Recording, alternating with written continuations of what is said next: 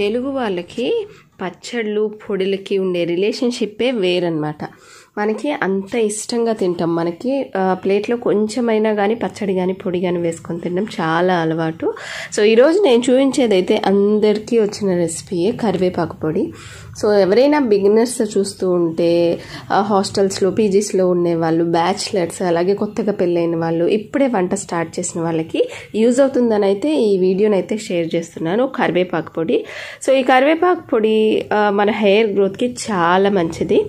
So ఇది ఎలా చేసుకోవాలంటే నేనైతే ఒక 250 ml కప్ నిండా కరివేపాకుకి ఇప్పుడైతే చూపిస్తున్నాను అనమాట మెషర్మెంట్స్.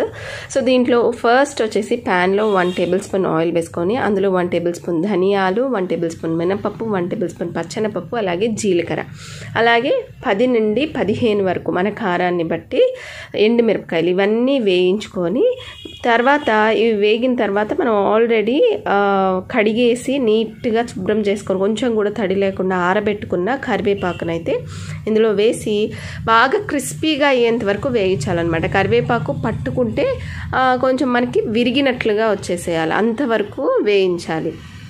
సో ఈ కరివేపాకుని, పప్పు దినుసుల్ని ఇవన్నిటిని మిక్సీ జార్లో తీసుకొని రుచికి సరిపడా కళ్ళుప్పే బాగుంటుంది పొడిలోకంతా. సో కళ్ళుప్పు వేసుకొని గ్రైండ్ చేసుకోవాలి. సో ఇవన్నీ గ్రైండ్ చేసుకున్నాక ఇదైతే అస్సలు మిస్ అవ్వకూడని ఇంగ్రీడియంట్ అదే తెల్లగడ్డ.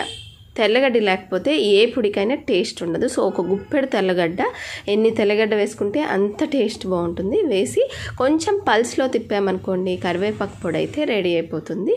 సో హెయిర్ గ్రోత్ కోసం ఏవేవో ప్రోడక్ట్స్ అన్నీ వాడుతూ ఉంటాం కదా, కానీ మన అమ్మమ్మలు చెప్పిన కరివేపాకు బాగా తీసుకుంటే హెయిర్ గ్రోత్ బాగుంటుంది, హెయిర్ ఫాల్ తగ్గుతుంది.